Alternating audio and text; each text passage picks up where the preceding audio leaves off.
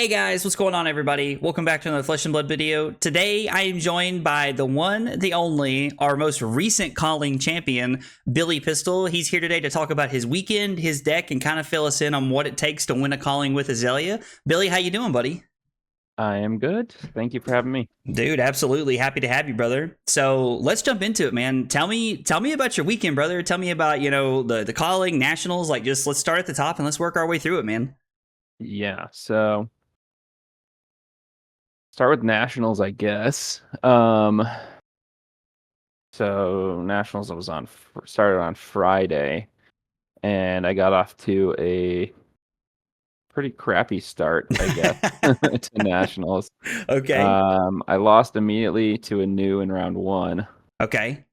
Where they sort of just saw disruption every turn, and then I made the stupidest banish decision Yeah. where they banished to Hat, and so I picked an Amplifying Arrow from my hand, and I had two Knocks in my hand, and for some reason I didn't see that they had Tunic on 3, and that they could like make the Bonds is the one that lets you search for other copies. Is that right? Yep, absolutely. Bonds of Yeah, Agony. and so I didn't see that he had Tunic, and so I let it. He was able to do Hat and then Gloves plus Fang Strike. And then he took both of the Knocks, and I was like, okay, I deserve that. Oh, man, that's tough, dude. That's a tough situation. So I maybe win that game if I don't just pick the wrong card to banish to Hat. If I just banished one of the Knocks. But so that sort of happens. I end up 2-2 in Classic Constructed. Okay. Got run over by a Zen, I think, in round 4, which is sort of how that matchup can go. I mean, it feels like you either draw a major disruption, major arrows back to back, or Zen just kind of does its thing. Yeah, absolutely. That can sort of be how that goes. And then draft starts decently. I end up in Zen for draft. And I win the Zen mirror because I get to roll. I get to choose, and I go second. And my deck's okay. It's like a 3 Zen pod, which is fine. Okay. And then game 2, I'm playing William. I think it's Bradshaw. Yeah, Will Bradshaw. Yeah, absolutely. So I'm playing him in round 2 of the draft. And I have a 1-for-3, one of the Tiger Makers. I forget the attack. And I draw no blues in my hand for 2 straight turns. Oh, wow. And then I just die. Oh, man, that's unfortunate. And so, in the end, it was probably, and at that point I was 3-3, so I just dropped because there was not really much you can accomplish on day 2. But little did you know that 3/3 drop was the dawn of something so beautiful on the days yet to come. Okay, exactly. Turned out to be the best no blue hands I've ever.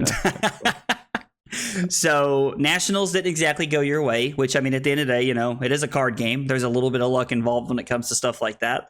And it's my understanding that rolling into the calling, you were 7-1 on day 1. Is that correct? Yep, 7-1 on day 1. I again played against a new round 1. Okay. I was getting flashbacks.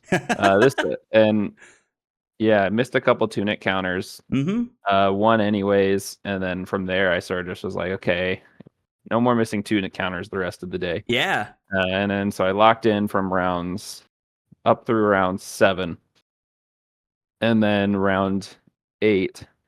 I go first, and I miss my first Tunic counter.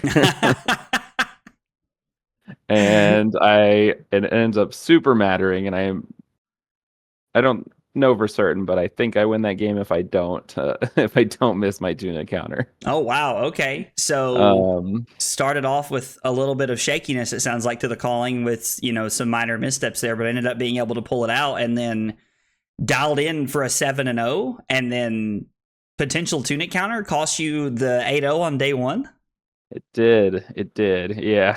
So, I can go through some of the matches more if you want, but it was a lot of one new, okay, a bunch of Zens, 2 or 3 Kanos, and 2 Azalea mirrors, I think. Okay, so talking about those matchups, I know that Azalea used to have a pretty decent matchup in Kano. Is that still the case, or do you think that maybe there was some good luck on your side, or tell me about that a little bit? In my opinion, it's kind of a coin flip. Okay. It's a decent matchup. You have AB2, and the list I'm on, you can look at later, does have a couple extra blues that can make the difference. Okay. Some lists were going, and then Spellvoid 1 in the chest slot. And some lists were going to Spellvoid 2, taking out snaps, but it's an extra sideboard slot you have to use, and I think they're pretty close because snaps let you go just that tiny bit faster. Okay. And so you said you played the Azalea mirror a couple times. I have heard from multiple people that the Azalea mirror is miserable and toxic and it's not fun. So do you have that same opinion, or do you have a differing opinion on the mirror? Walk me through that. I think it can be very swingy based on who sees reds first, but it can also swing back if they don't just chain disrupt you, and you have a chance to knock a red and just start chain dominating. Okay, so, cool. I think I don't know. I think it's interesting. I did win all of these other mirrors I played on the weekend, but I mean, that sounds like a lot of winning too much to just be luck or chance at that point in time. Yeah, some of it is. I mean, I would say I ran above average on the weekend, and I think that is somewhat required. Win a calling. Yeah, I would tend to agree with you, man. I think that's very accurate. Yeah. I think all the Azalea mirrors, except for one, I won the dice roll and got to choose to go first. And then the time I lost the dice roll, they still had me go first. And I think that's maybe a couple percentage points going first. Okay. Lets you dig a little bit deeper to find your first red. And if you're really lucky, you can dominate something turn 0. Yeah, absolutely. So 2 of the Azalea mirrors, I think I dominated an arrow with a Seek on it. So wow. They're just off their arsenal for their first turn, and unless they have a Ponder, which is just gives a lot of tempo. I was like, dude, that's a huge power swing in the game of trying to establish tempo early on in the game. Yeah. So 7-1, day 1 of the calling. Let's talk about day 2 and then roll me through top 8, because I actually wasn't able to catch any of your results going into top 8. I was on a flight back. So let's walk through day 2 and tell me about day 2. Yeah, so day 2. So I lost to a Zen at the end of day 1. And there was both the undefeateds were Zens at the end of day 1. Okay. So first round of day 2 was another Zen. And that was, I don't know if they just were getting bad hands. I wasn't paying super close attention, but I went second, and they pretty much immediately started blocking. Wow. And it was it's like they must have had just all blue hands or something, and just no transcend hands. That's interesting. I sort of just took tempo, and it was a pretty one-sided game. I was I'm not going to call it free wins, but it sounds like things definitely started off your way day 2. Day 1 started off, or day 2 started off really well. That's awesome. I was a little nervous, overnight 7-1, you can only take one loss right after that to guarantee it for sure. Yeah. And so excellent place to start day 2. And then next round, I played a dash. I forgot I did play another dash on day 1. So I played a dash, which can be a scary matchup because they can kind of just burst you, and then even when you red them, they can often still just send 6, and if they have pounders in play, they can maybe still just send 8. Okay, sure. And they can just burst you down if you don't have disruption. Yeah, Dash is an extremely explosive deck. I think a lot of people sleep on Dash in the current metagame, to be honest. Mm-hmm. And so I was a little concerned, but it went pretty well. And we sort of just traded down. And at one point I codexed. He put a max V in Arsenal. But I was getting a red back off the Codex, so he was planning on blocking. So he blocked out. And then the next turn, I found a Nock and a Seek. So I dominated a red in the ledger with Seek and Destroy. And then the max V was gone. And so, so I had a pretty good sort of combo there, and then just ended up closing it out. Seek and Destroy and read the ledger of the deck, it sounds like. Mm-hmm. Yeah, that is the classic combo for sure. Then I played another Zen in the next round. Okay. It was one of the 2 undefeated Zens. I don't know if you want me to name names, so I can not name. I mean, if you feel comfortable doing that, if you don't know the person very well, maybe let's, try to stay away from that just in case. I don't want anybody, getting upset or anything about being, named on this in the video or anything like that. Absolutely. So it was one of the 2 undefeated Zens. Okay. And they didn't see Art of Wars until it was like too late, pretty much. Mm-hmm.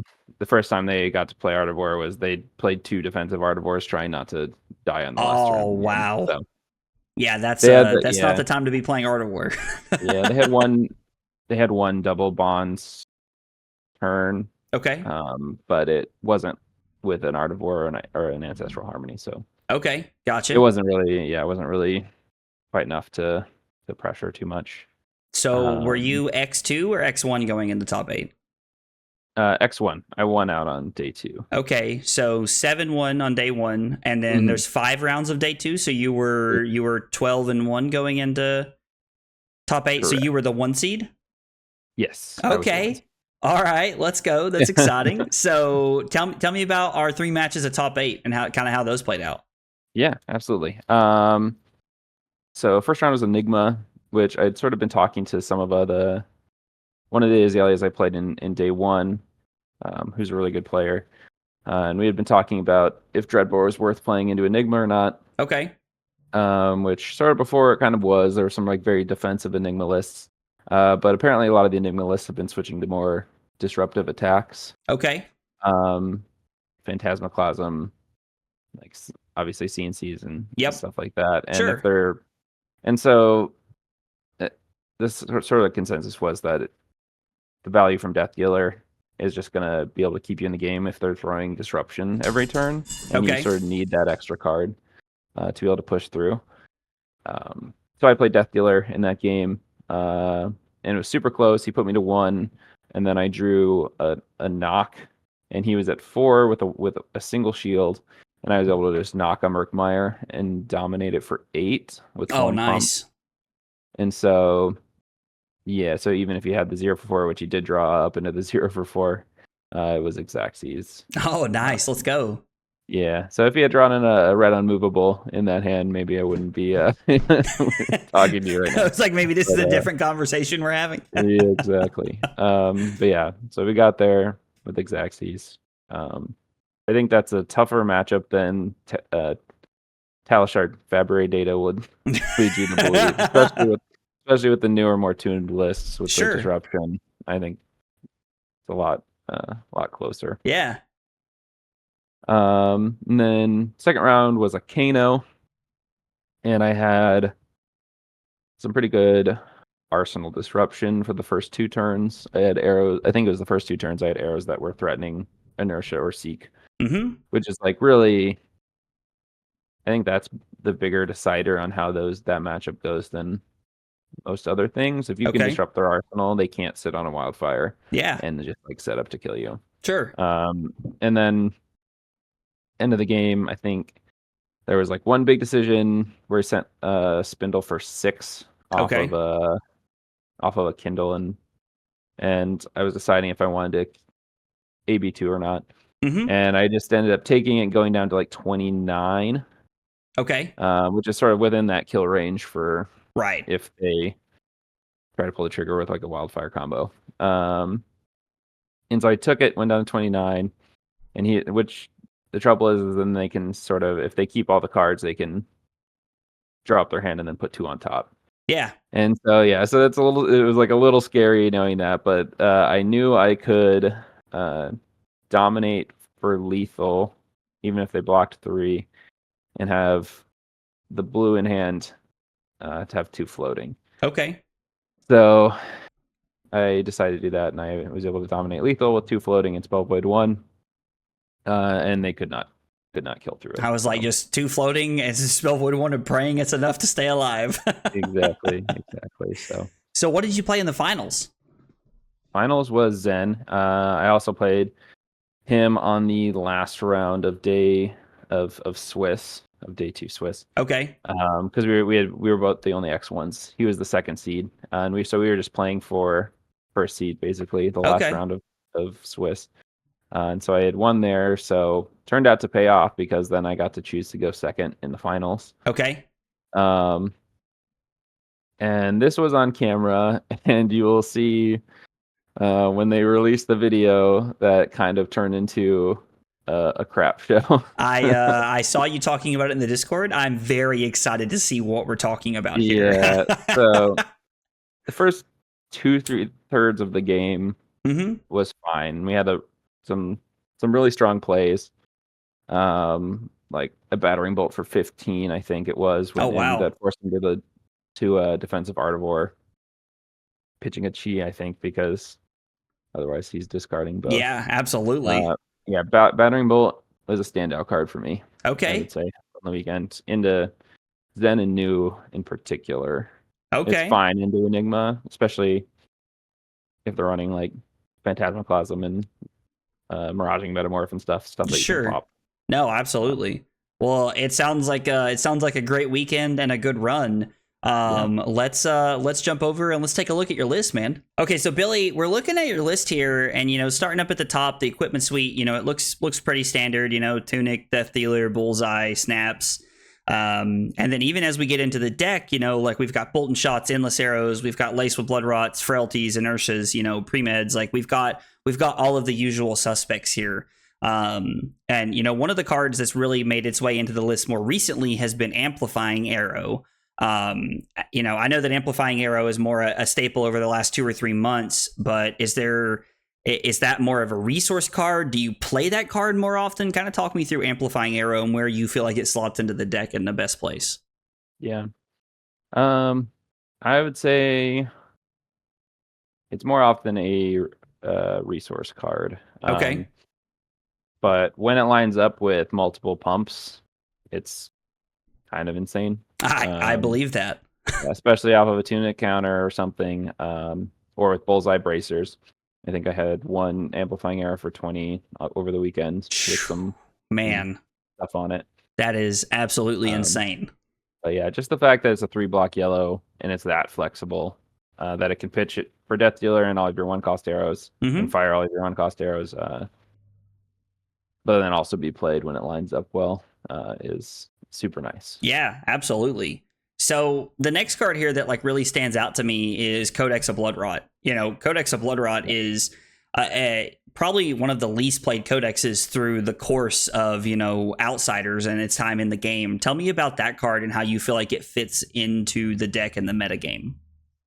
Yeah, so obviously this was popularized by Brody, and has made its way as pretty much a staple in most Azalea lists now. Right. And the way that a lot of people like to think about it is it's kind of like Take Aim, where you get to put an arrow into your arsenal, but then you, instead of +3, you're getting a Bloodrot and draw a card.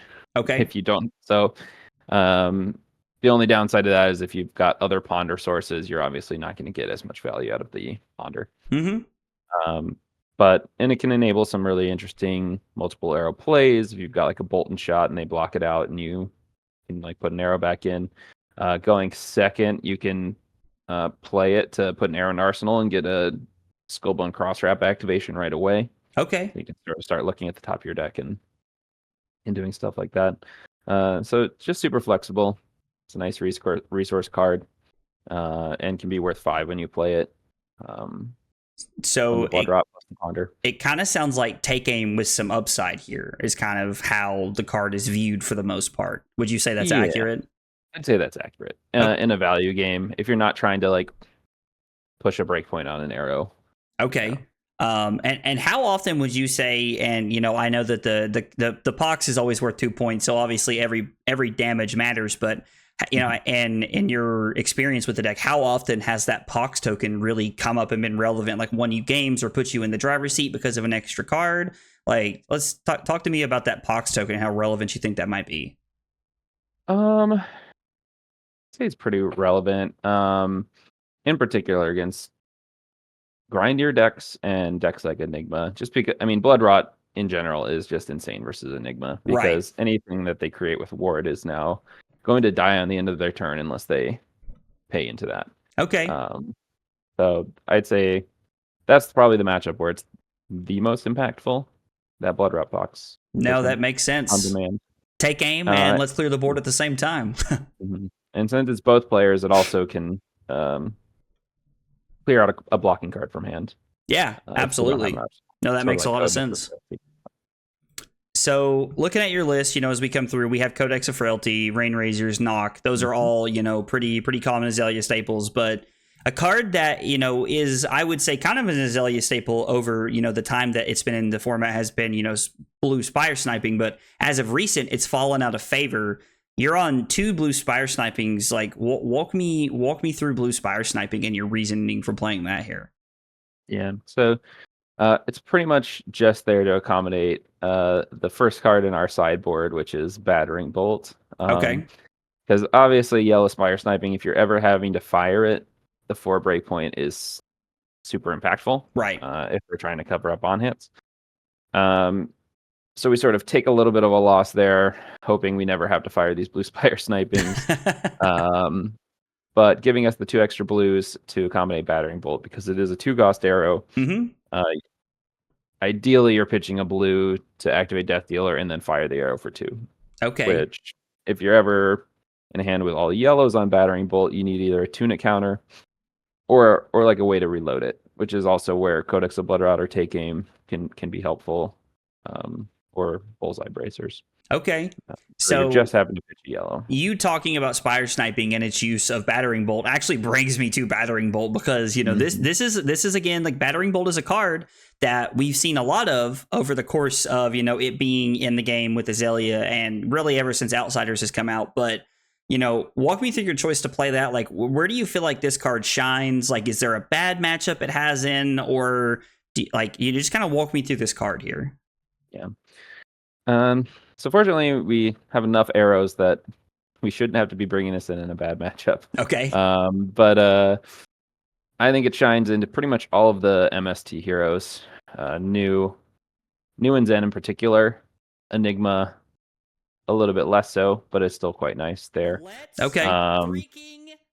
Mainly because if it lines up, which it often did for me because I was running good, but if it lines up with no blocks in their hand or reactions, it's insane. So for new, it's like, even if they have no reactions in hand, they're going to reveal their hand and you're going to know exactly what you're dealing with, which is like sort of half the battle. If you know New's hand, you know exactly how much they're going to be disrupting you. Right. You're taking away a lot of the power that New really possesses in the reaction step. Yeah. And when you're dominating it and they can't block it out, they're not going to have any reactions in hand, because they're either going to block with them or they're going to discard them and take 1. And so then the nice thing, the way I see the new matchup is, like, you need 1 big turn where they don't really disrupt you. Okay. And if your 1 big turn is a Battering Bolt dominated, that 1 big turn is going to turn into 2, because they're not going to have reactions coming back at you the next turn. And that sort of just snowballs the tempo of the game in your favor. No, that makes a lot of sense. So yeah, really good in that. Against Zen, seemed like every time I fired a giant Battering Bolt, they had just drawn a Chi or an Artivore or both. I mean, sometimes you just get lucky, man. Yeah, so two or 3 times I saw them. I forced Zens to do defensive, like, Artivores.